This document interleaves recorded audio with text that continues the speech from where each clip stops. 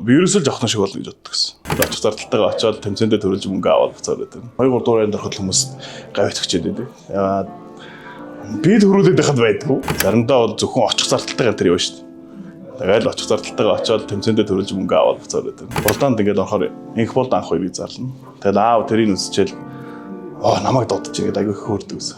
Хоёулаа нэг өдөр гавьт болчихвол энэ ордоос гараад тэгэл аав нар баяж нар ингээд хүлээгээл гэл.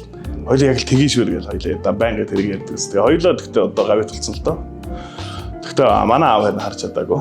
Мөрөөдөл гэдэг бол бэлшгүй зүйл биш гэдгийг би яг өөрийнхөө амьдрал дээр ингээд үзсэн байхгүй. Бодлынхаа үзүүрт л уяатай байсан бүхнийгээ биелүүлсэн би.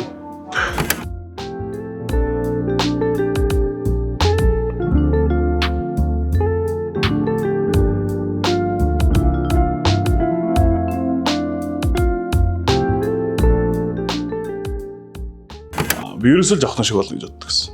Тэгээ манай удам дугаасаа дуучин байхгүй гэдэл намайг бол дуучин болгохгүй гэд. Тэгээ би одоо би шарандаа дуучин болно да гэл. Тэгэл соёл урлагийн сургуульд очиж хасагдаал. Суулын үүдэндээ нэг дуулаачин сургуульд эсэл таврагдсан. Тэгээ залгсан. Тэгээд багштайгаа анх уулзаж. Опера гэж одоо хувийн сургууль байдаг. Жавсан дуулан багш юм. Тэгээ манай багш намайг ерөөсөө яг энэ бүх юмнаас ингээд шууд вакуумжуулж байгаа л шууд өөрийн дуучин болох гараа ихтүүлж ирсэн. Ямар ч тэр зохиол руу холбирох хөрвөх тийм зай өгөөгээр надад. Яг дунд нэг Universe Song гэж нэг уралдаанд орж нэг л тэгэж л яаж ийсэн. Тэрнээс бусдаар бол ерөөсөө зайгүйгээр шахуулсаар байгаа дөрөнд дуучин болсон.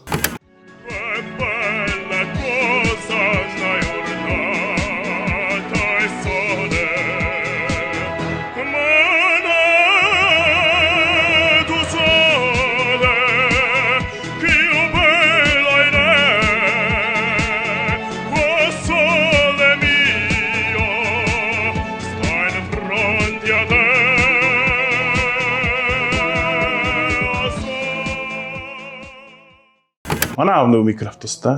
Тэгээ тэрэнд нь кондуктор юм. Кондукторын ажлын карьер бол тэгээд яг тэр Universe-ээр л болсон юм да. Яг бүр сайн санд энэ дөрөвдүгээр дээрээс хойш 7 монгол явахгүй л. Онгоолгоо 7 жил өмнөөс нөгөө нэг дуулдаг хөгтөж, нөгөө нэг дуулдаг хөгтөж гэл бүгд тэгээд шууд пап хаагаад яв уурлаад аавруу. Тэгээд дахиж би кондуктор хийхгүй гэл. Тэгээд кондукторын маань карьер тэргээр дуусцээ. Тэгээд ер нь дуудах тал руугаа нэлээ орсон. Сонгодог бол нэг ингээд хүнийг автуулаад ингээд нэг ингээд орцсон хүн бол маш одоо гүн гүнзгий ордог. Тэгээд дээрээс нь өөрөө би сонгодог урлыг бүтээдэг хүн болохоор энд бол маш одоо гүнзгий хизээч эргэж ахаагүйгээр нефт шофт орсон.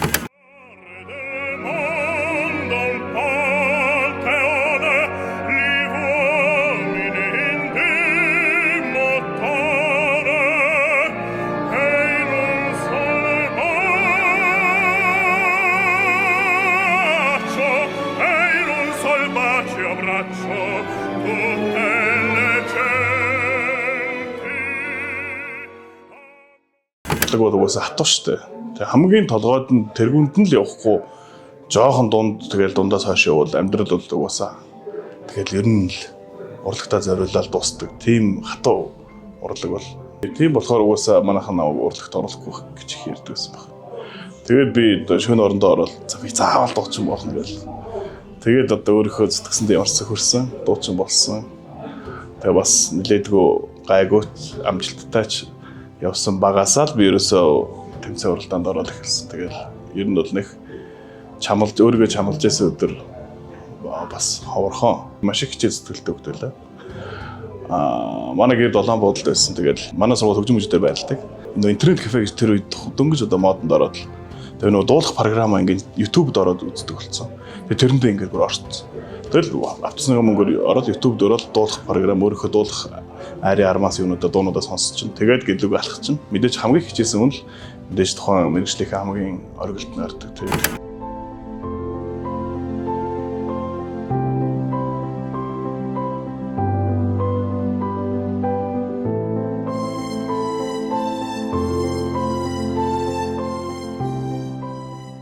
ойтон байхасаа бас гайгүй дуулдаг гэсэн болохоор хүмүүс за чи ер нь дөөрийн театрт орно, чи дөөрийн дуучин болно, тэг дөөрийн хослооч болох хаа гэж үеийн найзууд бол те ахмад одоо уран бүтээлчд гэдэг юм уу надаас дээд үеийн уран бүтээлчд бол энэ их сайн уран бүтээлч болох, энэ нь сайн дуучин болох, ирээдүйтэй залуу байгаа, сайн хүүхэд байгаа. Таарлцсан болгонд ер нь их урам юуг хайрладаг байсан.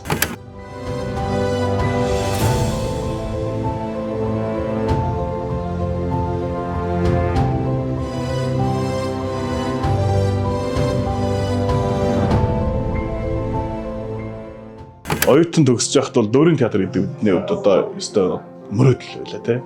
Миний бодлын үзүүртэл өстой дараатай байдаг байсан. Тэнд орох юмсан, тэнд гоцлолтуучин болох юмсан гэж боддог байлаа. Тэгэл манай багш миний хөөгч одоо нэг хоортлох байх та. Тэгээ би чи өөрийгөө голдгүй ч яхад. Би юу гэж хоортлох юм. 7 сар ажилгүй тэгээ нэг явсан. Тэгэл хоошоо уралдаанд очиж уралдаандаа байр эзлээд тэгээ Улаанудын театрт ажиллах урилга аваад тэгэл тэгсэн чинь Дүүрийн театрын чинь хөөе чи эндээ орооч чи нааш орооч гэл. Тэгээ би Улаанудын хөө Монголда үлдэх үедээ ийм юуны салаа замын үзүүр дээрээс Монголоо сонгосон.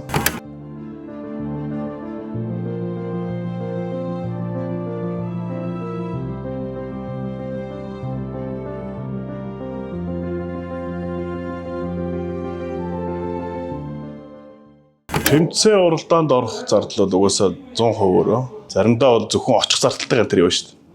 Тэгэл очих зардалтайгаа очиод тэмцээндээ төрүүлж мөнгө аваад буцаад байдаг. Тэгээ тийм өөртөө ихтэй хүүхэд байсан юм билээ. Одоо ингээ бодоход бас айцтай шүү дээ. Хүний нутагт мөнгөгүй үлдчихвэл яах вэ те. Тэгэхэд чинь би Казахстан, Орос руу буцах зардалгүй гараад өгч төгсөн. Казахстанд би нэг өөрийнхөө зөвхөн очих зардалтайгаа эндээс очсон тэр уралдааны хамгийн төгсгөлийн шатн дээр би нэг дуулж захтай хоолоо ингээл гарах гэл энд нэг юм барьцсан дэх. Тэгээ би тэгж хүүш жинхэнэ бол буцах зардалгүй болно шүү дээ анх хоёраа гэл яг өөртөө тэгж хэлээл. Тэгэл дараагийн тактаас яг ингээд өөрчлөгдөв. Яг ингээд тэрийгээс засаад айгүй их хөвчсөн. Тэр үед л би яг араа амар их бодож яг тэгжсэнээс бусдаар бол ер нь за одоо би яг ингэхгүй болохгүй мэдээж хүн болгонд ар амьдралаа бодох төлөвлөх юм байна. Гэхдээ яг уралдаж байгаа үед бол тэрийг бодох сөхөөгүйгээр уралддаг. Энийг бол яг зөвхөн уралдаг хүмүүс л мэддэг. Уралдаандаа байр эзэлчих юм бол нэг маш ингээд нэг гоё нэг сонин мэдрэмж аавна. Хасагдах юм бол нэг коноп дараал гэртээ хармаар санагдах.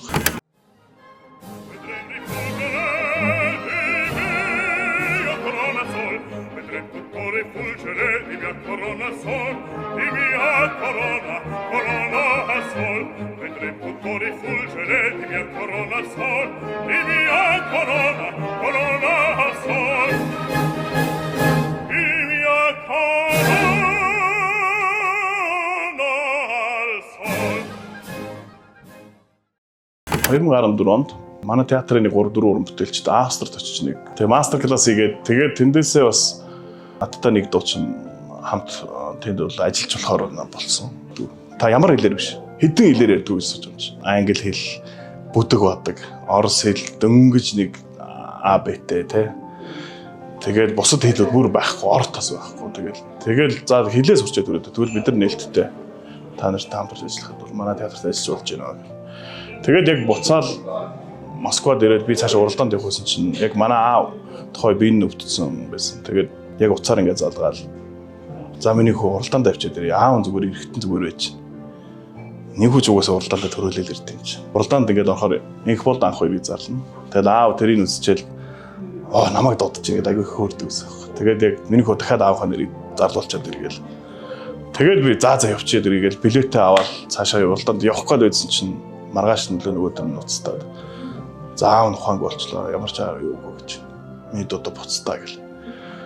Тэгэл яг аавын тэр хэлсэн үг л тэрнээс хойш тэгэл би угаасаа аавынхаа нэрийг л зарлуул. Би эцгийнхээ нэрийг зарлуул. Дараа нь эх орныхоо нэрийг зарлуулна. Уралдаанд ороход л тэ инх болд анх хоёр Монгол гэдэг үг. Тэгэхээр яг тухайн үеийн аавын тэр хэлсэн аавынхаа нэрийг зарлуулаад миний хүү явж чаддгүй юм биш байнга л зарлуулт юм чи ингээл. Тэрийг одоо шагналаа авах мөч болгондоо их боддог. Тэр үг надад их дотроос ингээд хүч өгдөг тийм юу байдаг. Тэгээд ирээд л аав маань бурхан болсон.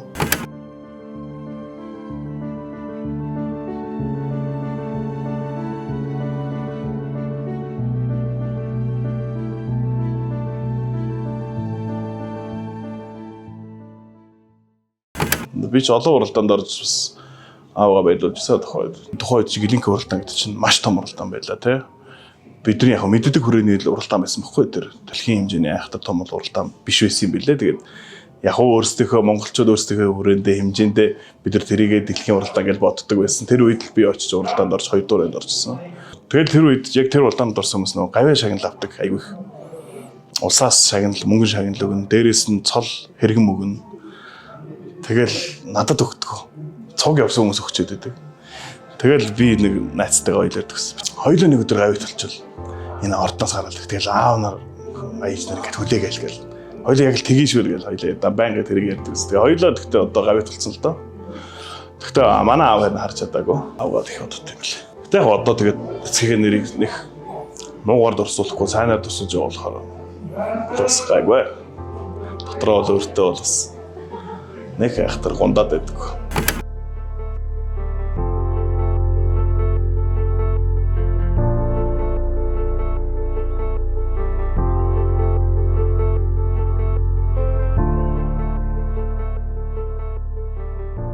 Манайх ч нэг юм АБ зэрэглэгээ гаргацсан өөрсдөө. Тэгээ спорттойгоо адилхан байхгүй. Тэгээ засгийн газрын тогтоол гаргацсан.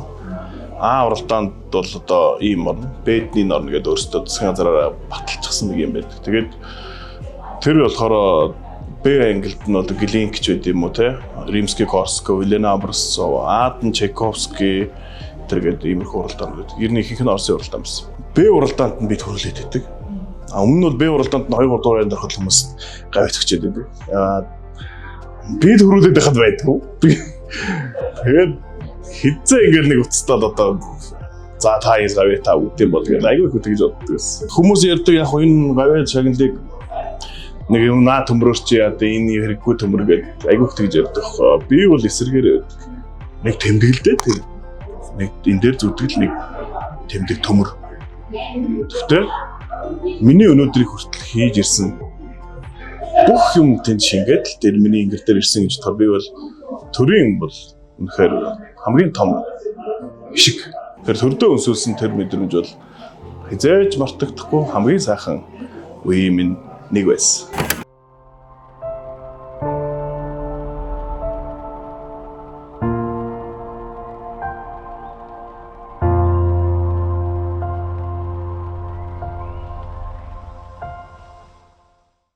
Энэ Монголын нийгэмд байгаад тахаар нөгөө нэг хүмүүс хажууд гавьяат болоод байдаг, бий болохгүй байдаг гэдэг нэг нэгэндээ нөгөө нэг атаархах гэдэг юм. Одоо атаархал гэж хэлж тий. Атаархах тэр юм байдаг байсан бол айгүй их бодогдоод байсан бэл. Тэгээ гадагшаа гараа авчихаар намайг тэнд гавьяат ч гэж мэдхгүй, юу ч гэж мэдхгүй штэ. Монгол хөл гэж мэд.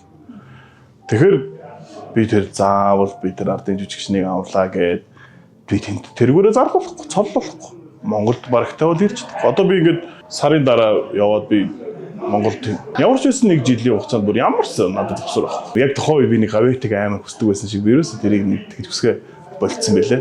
Бидний хувьд чинь Итали гэдэг бол ёстой хизээш бишгүй бараг шохон мөрөдлөө байлаа тий. Тэнд бид нар чинь очиж дуулах нь үгүй зүгээр Итали орныг үзнэ гэдэг чинь хэцүү зүйл байлаа шүү дээ. Тэгээд тэр орныг очиж үзлээ. Дараа нь тэр орондоо очиж уралдаан тэмцээнд ордог байлаа. Тэгж байгаа дараа нь дуулдаг боллоо. Гэрээ байгуулад 1 жил гараа 2 жил орчин болж байна. Тэгэл тэр хооронд одоо дараагийнхаа дуулах театруудын гэрээнүүдийг хийгээд одоо скежүүлүүд нь гараад ингэ явж байна. Тэгээ яг өнөөдрийг хүртэл дуулсан одоо том тайзнууд гэх юм бол Ласкалагийн тайзанд гараад Петрузелигийн тайз ч гэдэг юм уу те. Ер нь гэхдээ Италийн хотуудын том театрууд бол дэлхийдээ бол тэгэл том шүү дээ. Тэгээ Ласкала гэдэг театр бол дэлхийн дөөрийн яг төв байхгүй. Тэнд яаж тоглож ин тэндээс хүмүүс бусад театрууд юу авч явдаг. Баримжаагаа чигээ авч явдаг те. Хэрв аргатай аавын хүү тэнд очиж дуулдаг газар биш. Тэнд очихын тулд маш их хөдөлмөр, маш их цаг хугацаад очихгүй ч юм уу хөдөлмөрлөөд те. Тэнд хөдөлмөрсөн болгон очдог биш. Тийм тайз байхгүй. Тий.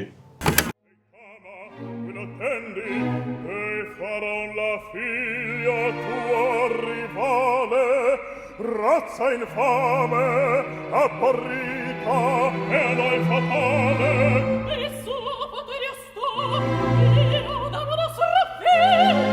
Il poter di lei, no, se no brami la possente rival, tu vincerai.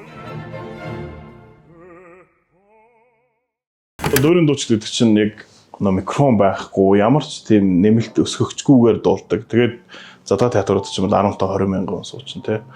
Тэгээд ийм том юм дотор дуулна гэдэг чинь тэр өнгө чанга дуурснараа биш. Тэр өнгийг яаж нисгэлттэй дуурах уу гэдэг тийм техник байдаг. Тэр техникийг л одоо эзэмшиж сурах хэрэгтэй байд юм байлаа. Нэг зэрэтлийн хамгийн арын ряданд үгээ шидээд гэдэг шиг нэг очиж байгаа. Тэрэн шиг яг тэрийг сурах гол одоо юм. Мянган сайхан олоотойгоод өнгө нисэхгүй бол тэгэл 1-2 дуулуулаад тэгэл за хойноос сэтгүүмч уус яах юм тэгээд болно шүү дээ. Тэгэхээр бид нар заавал тэрийг сурах хэрэгтэй. Урлагийн үнийг ирүүлч ер нь одоо тэгэл ганцаараа бараг шах амьдрал аваа явчих. Тэгээд сурчдаг юм дөөрхий. Яг жил дараалсан 3 хүн манайх. Яг энэ ихэр хүүхдүүд чиг. Тэгэхээр маш их нөгөө нэг анхаарал их шаарддаг байсан. Тэгэл тэр бүхнийг бүгдийг зохицуулаад би ч нөгөө нэг нотоо сураад тэгэл одоо ядж яхад явахгүй төгссөн болохоор одоо байнгын юмаа сурч сонсож байнгын хийж байгаа болохоор тэгэл ар гэрийн бүх юмыг одоо тэгэл манай эхнэр зохицуулдаг. Тэгээд харин би азтай энэ ойлгодог тийм хантай болсон бас азтай шүү.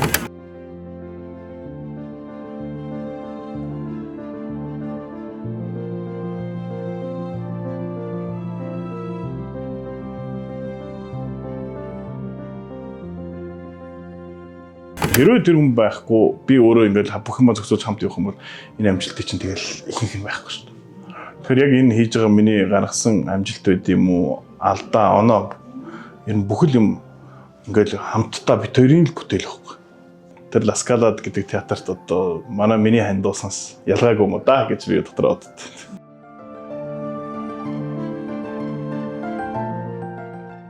Яг ингээ бодож исэн, хүсэж исэн мөрөөдөл чинь биелчих юм бол тэрнээс тэгээд даваа цаашлаад байдаг ерөөс. Хязгаар байхгүй. Мөрөөдөл угаас хязгаар байдаг шүү.